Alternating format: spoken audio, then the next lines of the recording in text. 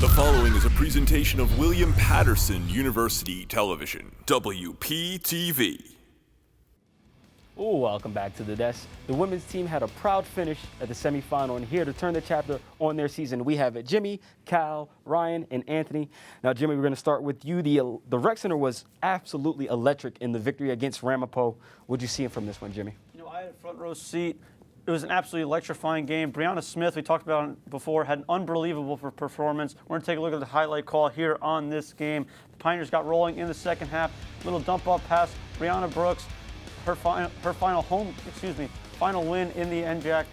Brianna Smith here launching a three-pointer. She has just moved so well in this game without the ball in her hand, allowing herself open shot. Kiana Vigo, tough shot here, doesn't get the call, gets the layup to go off the glass. Brianna Smith, here we see her little moving screen here from Yakira Rosa set for her. She gets a wide open layup to go. Easy roll in. The Pioneers in the fourth quarter now. Ramapo rebound, less than 10 seconds to go. Yakira Rosa, Ramapo electing not to foul. Brianna Smith, Brianna to Brianna connection, wide open layup. That iced the deal. Pioneers got a huge victory at home, and plays like that made it happen in the second half. And Jimmy, speaking of Brianna Smith, she had an extraordinary season against Ramapo. She had 3 games against Ramapo, and if we take a look at her stats, she had a whopping 20 points in the last game. And if you look at her stats for the 3 games they played, she averaged 25 minutes a game. She averaged 14.3 points a game. She shot 50% from both the 3 and the field, and she had a steal per game. So she was awesome this season against Ramapo. Cal, what did you see from her? Yeah, she's just, when she played against Ramapo, she was just on it, and she was making her three-pointers, and that's what this team needed. They needed a spark off the bench, and I think she provided a great one. Ryan? Yeah, I'm going to talk more about the team and then the way that they won that game. 23-13 turnover margin, 24-7 points off turnovers, and 26-13, as you said, Cal, off the bench. So that was a huge contributing factor to that win and their success as a whole this year. Anthony?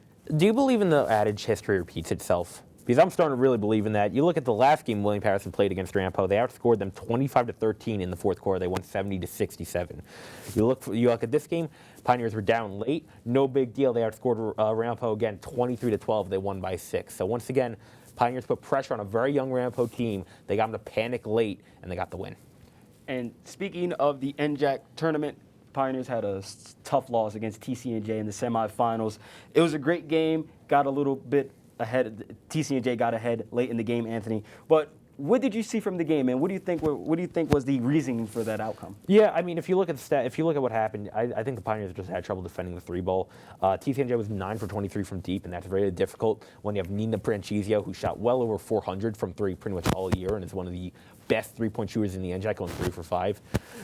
I don't even want to say the Pioneers broke down on defense, just because TCNJ is so good from 3 that even when you're defending them well, they're going to get a lot of their shots up and they're going to make a decent amount of them. Right. I think it was the lack of 3-point attempts on part of the Pioneers. Did you guys know that when Bree Smith makes more than one 3-pointer, the game either was a win or an overtime loss? So her shooting ability, which she showed in the previous game against Ramapo, really was a spark to the Pioneer team. So if they would have just given the ball to her more and let her shoot more, the Pioneers probably would have had a closer outcome than this one, maybe even a win. 1 for 6 only from the field as a team. Cal? I think this one all came down to turnovers. You look at it, you see that we had 13 turnovers in the game. You wouldn't think that's a lot. We had the same amount against Ramapo, but it also went down to points off turnovers. Like Ryan said, Ramapo had 7 points off the turnovers in that game, and TCNJ had 16 points. So I feel like when we did turn over, we weren't getting back on defense, and also we just turned the ball over at crucial times. Jimmy?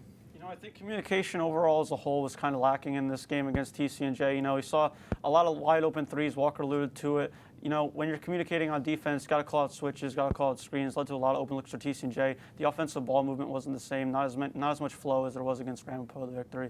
So I think communication could have ultimately been better. Now, with the season coming to a close, this happens for every season. We're going to be losing some seniors, guys, and we're going to highlight 2 of them who had terrific careers here. And Ryan, we're going to go to you for this one. Pioneers will be losing Sierra Strong and Brianna Brooks. Take us through their career and what they meant to this team. Well, let's take a look at their stats throughout their careers, their 4-year careers here, actually 5-year careers in the case of Brianna Brooks. 6 points a game for Brooks, 4 points a game for Strong, 49% from the field for Strong, 41% from the field for Brooks, and 388 total rebounds for Brooks, 77 for Strong. And Sierra Strong did not get much playing time this year, but she was a good role player off the bench. But Brianna Brooks, when she came back from her wrist injury at the end of the year, what a contributor she was to their run in the NJAC tournament. She is going to be missed as well as Strong, very much. Anthony?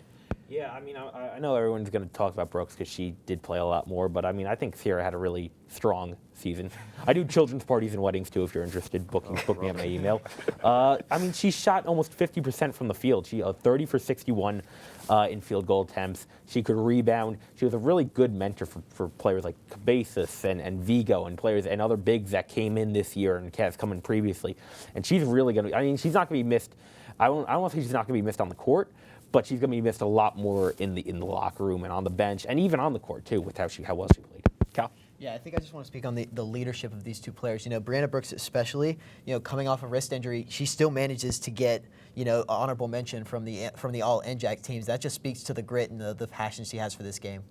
Jimmy, close this out. You know, you saw in the graphic there, Sierra Strong played a lot less games than Brianna Brooks. A lot of it to do with injury. Sierra Strong consistently throughout her career had to battle back from injury. Brianna Brooks as well. You know, me and Walker called a bunch of games. Sudol, Cal, we all called games here. Coach Monahan talked to us after some of the games. Basically said Brianna Brooks is the engine of the team. Sierra Strong, when she came in, she took advantage of her minutes, played good defense, was consistent on the offensive end. Both going to be missed next season. Yeah, and with those two seniors graduating, Coach Monahan's going to have many of players coming back to her next year. So, Anthony, for us to take a step forward, you know, we lost in the semifinals, very close to the finals. For us to get over that hump, what player would you like to see next year flourish? I'm really high on Kiana Vigo. She put together some really strong games this season. She had a 20-point game, a 25-point game. She shot 339 from three, which honestly, that's better than what Bree Smith shot, which is, I know Bree Smith had a lot more three-point attempts, but that's really not bad when you look at it. And I feel like with Strong leaving and Brooks leaving, Vigo might get a little bit more extended minutes. So that's something to keep an eye on next year as well. Jimmy? You know, I'm going to take it over to Yakira Rosa, one of the loudest players on the court. She plays with so much fire, so much tenacity. Take a look at her stats here. 30 minutes per game. She was always on the floor. 7 points, 34% from the field, 55 assists, and 41 steals. Those are both top 20 in the conference. She makes a total difference. Her and Palladino, the dynamic duo, they get it done on the offensive end, facilitating, and the defensive end. Cal? I actually want to talk about Victoria Palladino. You know, she's a fantastic defender. She was third on the team in steals. She led the team in the assist, and she was third on the team in minutes played. She did have 48 turnovers, but I'd like to see her put up her scoring. She averaged 5 points a game. If she can put up her scoring, I think she will be a legit superstar in the NJAC. Ryan? Here is the superstar in the NJAC, Miss Justina Cabezas. 31.6 minutes a game. She didn't leave the floor at all in the quarterfinal game against Ramapo. 15 points a game. Leads the NJAC in field goal percentage with around 48. 7 rebounds per game, and she was first team all NJAC selection this year, her second overall. She is the leader of this team, and with everybody coming back, that is the person you want leading your team. I do agree, and just a big congratulations to the women's team this year. You know, they did very well, got to the semifinals, didn't get to where they wanted to be, but I do feel that they will be there next year. And from one final women's block of the year to a final men's block of the year, it's time to throw an alley-oop to the men's basketball crew, only here on WPTV.